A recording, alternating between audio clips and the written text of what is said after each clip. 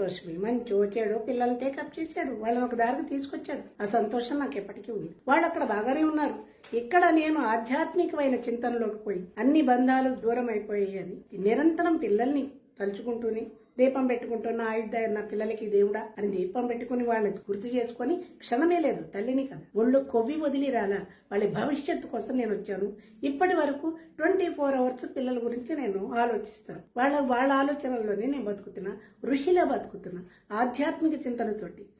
బయటకు ఎందుకు పనికిరావన్నాడు మీ గురువు నీచుడు. సంస్కృతం ఎంఏ చేశాను, తెలుగు ఎంఏ చేశాను, మ్యూజిక్ ఎంఏ చేశాను. ఇవాళ కళాశాలలో, ప్రైవేట్ కళాశాలలో సంస్కృతం లెక్చరర్ గా పనిచేస్తున్నాను.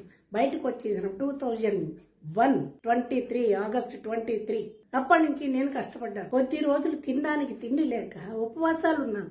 నీళ్లు తాగి బతికాను. ఒంటరి ఆడది సొసైటీలో బతకడం ఎంత కష్టమో మీలాంటి మగాళ్ళకు తెలియదు.